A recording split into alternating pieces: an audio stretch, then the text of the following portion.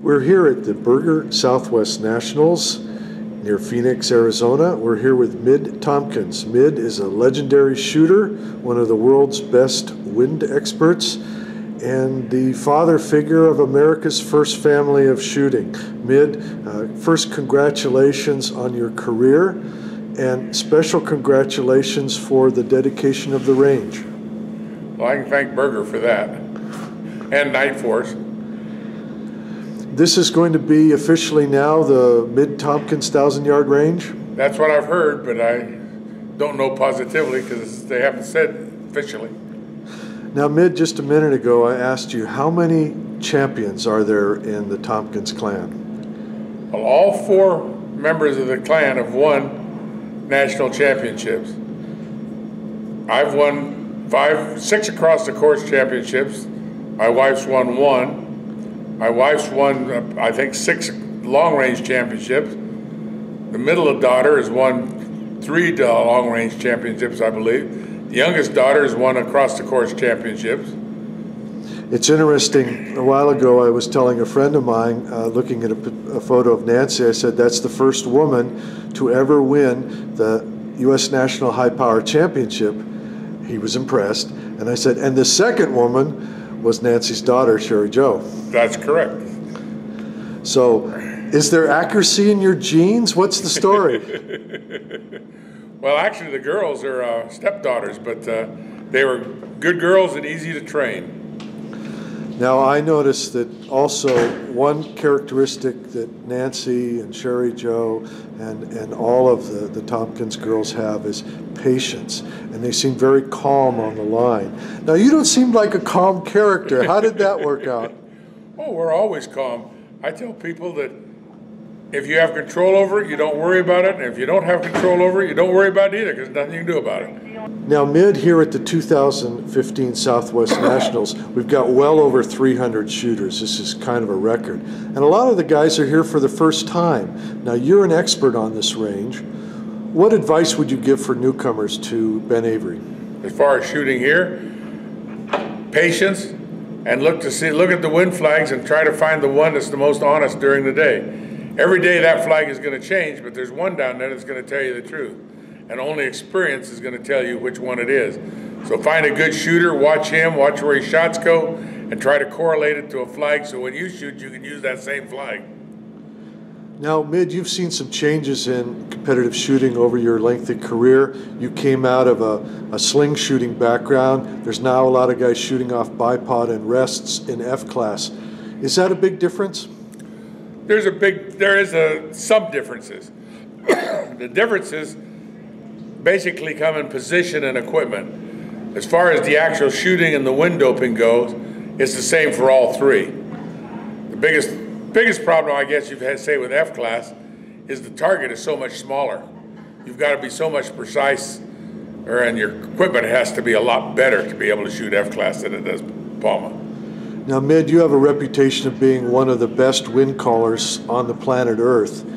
How did you get to be so good at wind calling? What's the secret? Practice, practice, practice. And the best thing to do is coach a team. And you don't want to coach poor shooters, you want to coach good shooters. So if the shot goes out, you know that you made the mistake, the shooter didn't make it. If you try to learn coaching poor shooters, you don't know if it was your mistake or their mistake. And if you start thinking it was your mistake when it wasn't, now you're in deeper trouble yet. Now, Mid, I talked to a British gentleman who was a British national champion, and he told me that one way he learned the wind was observing it all the time, not just when he's at a shooting range, but when he's out playing golf or out going for a walk, he would look at the wind indications. Oh, that's true. Every place you go, driving that car down the highway, you can see the mirage going across the highway or something. Look at it all. When you're out on the lake or on the ocean, mirage is just like water.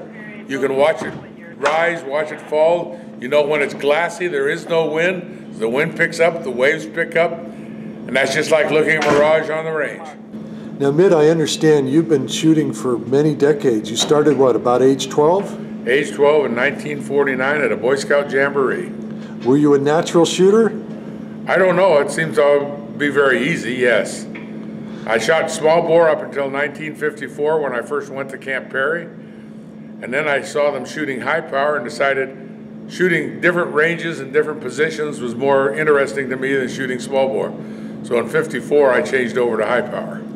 But you told us earlier that in your own experience, you felt that small bore helped you become a good shooter. Oh, it does help you to train and develop the prone position and everything. When you're shooting high power across the course shooting, you've got to shoot standing, sitting, 300.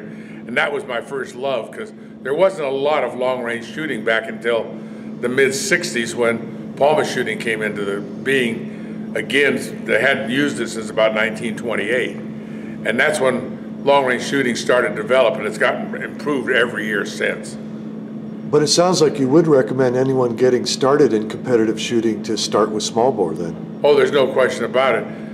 Small bore teaches you a lot, especially 100 yards is a lot like shooting 1,000 yards with a high power rifle for wind doping and everything else. Now, Mid, a lot of our guys are real interested in cutting edge technology and the latest gear. What would you say are the 2 or 3 most important developments in gear, let's say in the last decade? I would say the biggest development in the last 30 or 40 years is the availability of a lot of different bullets and calibers.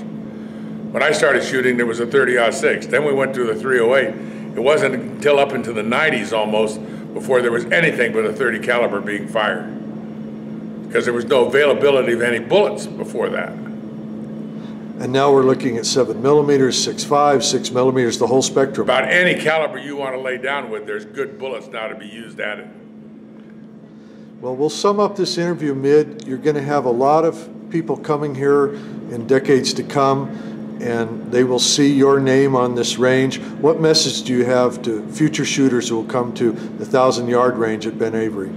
Come out and join us. You're welcome. This is going to be one of the premier ranges in the United States as far as I'm concerned, and you just need to come out and enjoy yourself and compete.